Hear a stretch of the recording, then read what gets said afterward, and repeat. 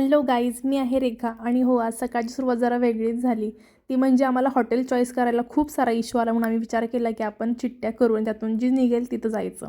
आणि त्याच्यामध्ये जगदंबा निघलास तर खूप प्रॉब्लेम झाला असता, कारण एवढ्या लांब मला ट्रॅव्हल करून जायचं नव्हतं. तिरंगामध्ये गेलो, मस्तपैकी जेवण केलं, कारण मी श्रावण केला होता आणि तो कुठं तर जाऊन मला सोडायचा होता. त्यानंतर शॉपिंग केली अभिषेकसाठी. त्याला काही फॉर्मल शर्ट घ्यायचे होते ऑफिससाठी, त्यामुळे कॉटन किंगमध्ये गेलो, तिथं शॉपिंग केली. आणि नंतर माझ्यासाठी शॉपिंग करायची होती. अशी चेअर घ्यायची होती जी मला वन डे डिलिव्हरी पण देतील. त्यासाठी आम्ही वेकफिटमध्ये गेलो बाणेरला. तिथे पण आम्हाला कळालं की 15 डेजमध्ये डिलिव्हरी केली जाईल, पण मला अर्जंट होतं, खूप म्हणजे खूप अर्जंट होतं. त्यामुळे म्हटलं आता कुठं जायचं म्हणून खूप सारे दुकान पालती घातली, पण त्यातून शेवटी आम्ही कपिलामध्ये गेलो.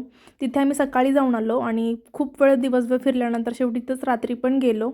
आणि इथे मला 2-3 चेअर आवडल्या होत्या, पण माझ्या रेंजमध्ये पण बसेल अशी मला चेअर घ्यायची होती आणि मला जी कम्फर्ट पण देईल अशी चेअर बघायची होती.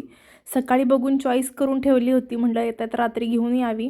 आणि फायनली मी कलर कोणता घेऊ याच्यामध्ये खूप कन्फ्यूज झाले, कारण ग्रे कलर घेतला तर खराब होईल, ब्लॅकच मला वाटतं की ऑल टाईम चालू शकतो सगळीकडे.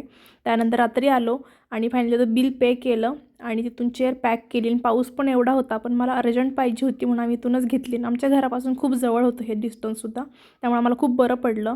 त्यामुळे आमच्यासोबत डिलिव्हरी बॉयला पण आम्ही घेऊन आलो आणि त्यांना म्हटलं की आमच्यासोबत मागे मागे चला.